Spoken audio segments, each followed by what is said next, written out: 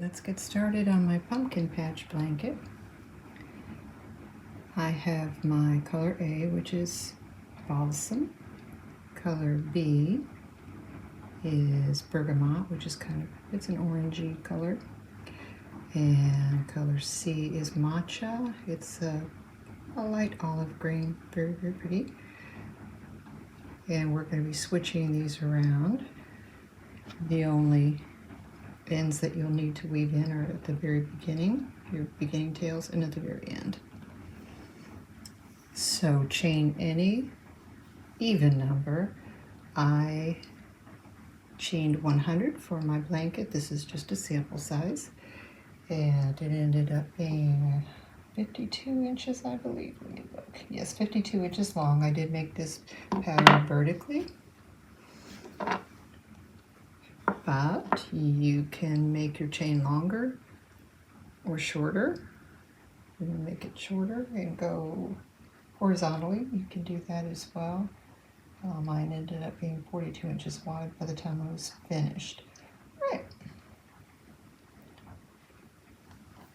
So very easy. First row, you're just going to skip that first chain and go into the second chain. You can go into the front of the chain if you want to. I like to turn it over and go in that back bump.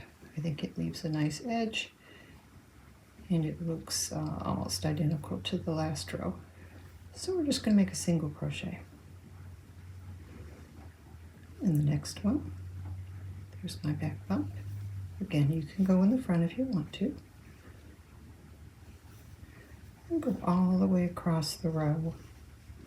See how that leaves a nice edge there? Go all the way across the row with the single crochet, and I'll meet you at the end. I'm at the end of my row 1, all single crochet. I'm using a 10mm hook. You could go all the way down to an 8mm. And I'm just going to chain 1, turn my work. I have my other yarns lined up.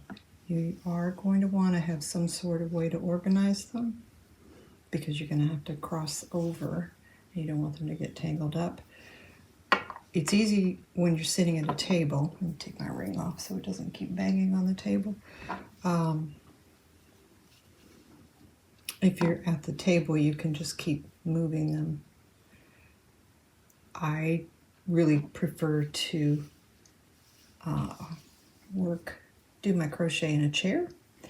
And to do that, I would have the one I was working on the left, the next one coming up in the middle, and the one I had just worked on, I put over. I had a basket on the side. So one was on a table, one was on the floor in front of me, and one was in a basket. And that worked for me. All right. Row 2. This is where we start. We're going to keep the same color.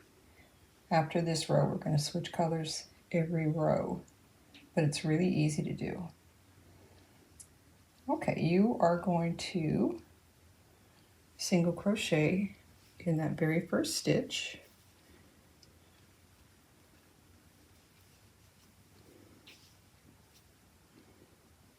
Every row from now on will begin with a single crochet and will end with a single crochet. You're going to skip one stitch. Skip this stitch, go into the next one with a bean stitch, and the bean stitch is this. Go in, pull your yarn through, yarn over, go in, pull your yarn through, 1, 2, 3, 4 loops on your hook, go in, pull your yarn through, And you should have 6. 1, 2, 3, 4, 5, 6. Yarn over, pull through all 6. I like to pull up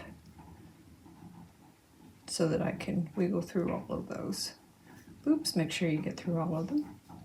Yarn over and chain 1, and that helps to lock that in. And that's what we're going to do the rest of the row until we get to the last stitch. Skip 1, go into the next with a bean stitch. Yarn over, pull it through, 2 loops on your hook. Yarn over, go in and pull it through, 4 loops on your hook. Yarn over, go in that stitch, pull it through, 6 loops on your hook. Yarn over. As I said, kind of pull tight up this way, and that helps you to get through all those loops. And chain 1. This is the beginning of your bean stitch.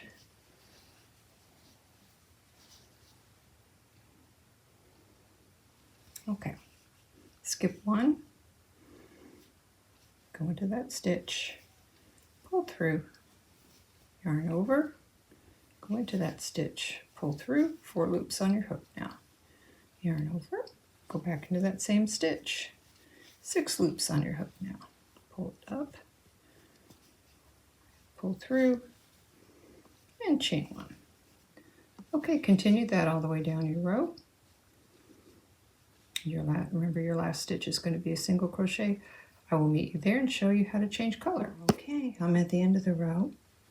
We have 2 stitches left. Skip the next to the last stitch, and into that very last stitch, go start a single crochet. You have 2 loops. Just bring this one over because that's going to help bring up your yarn along the edge. I'm going to go with my next color. It's my pumpkin color.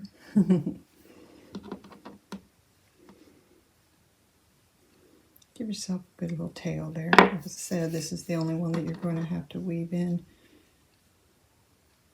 Just the beginning tails. Pull through. Go ahead and leave that tail in there. And make a chain. That's going to help you, but you're going to weave that in later.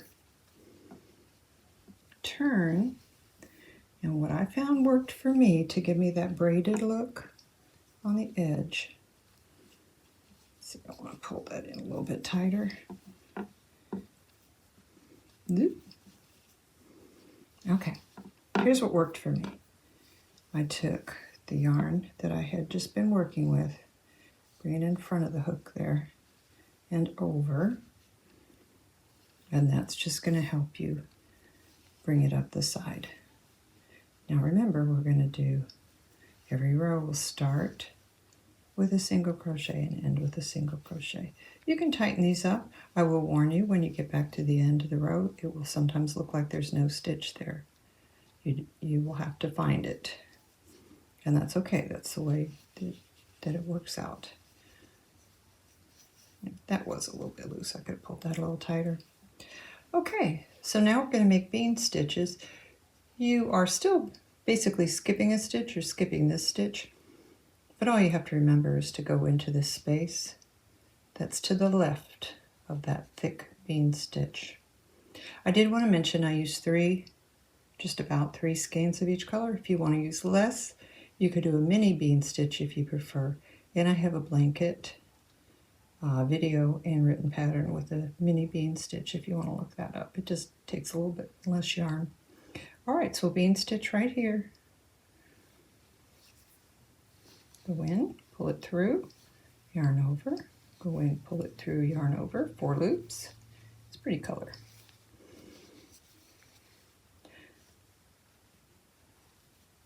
I just really wanted some fall colors.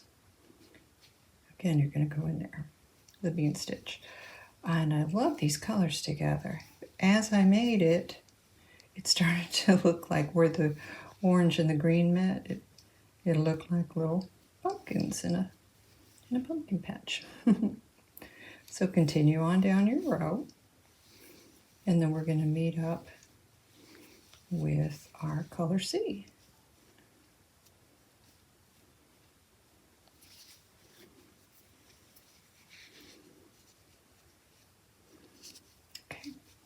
I'll meet you at the end of the row. Okay, I'm on my last stitch.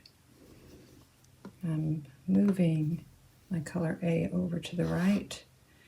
I'm moving my color B over because I'm going to use that next. Now that was my last bean stitch here.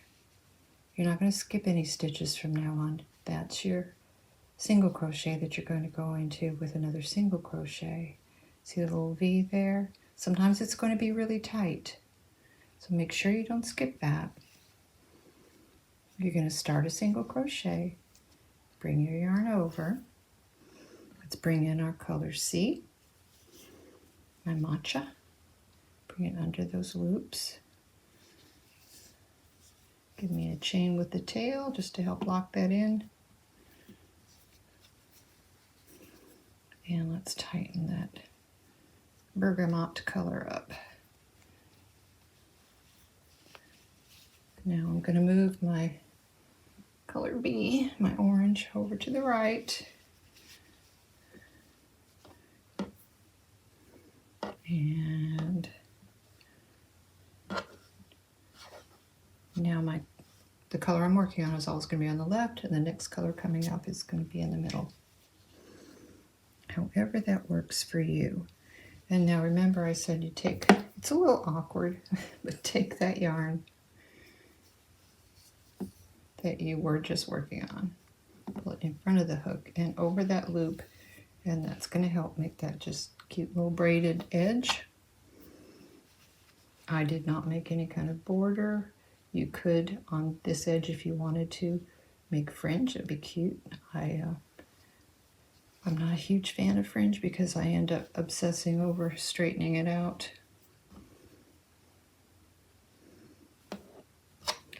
All right, normally I would bring my whole skein up and bring it under here, but I'm not going to bother to do that at this moment. But that would help. All right, going to do your bean stitches again in that space just to the left of the bean stitch from the previous row. Remember to do your chains. That's what helps lock it in. If you look at it and something doesn't look right, it like looks too loose here, either you forgot your chain, or instead of going in without yarning over, I mean, that's what we're supposed to do. You might have done a yarn over and that messes up the pattern. All right, so continue on. 2, 4 loops, and 6 loops. It increases by 2 every time.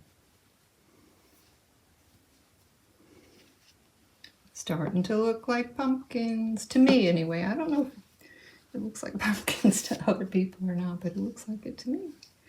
So you're going to continue that every time you change color. Just go back and do how we did these first rows. When it's as long or wide, depending which way you're going with it, as you like. Make sure to finish off with the color A, and then another row of single crochet, so it ends up looking very similar to your first row. And when you do that, you're going to go in every stitch, including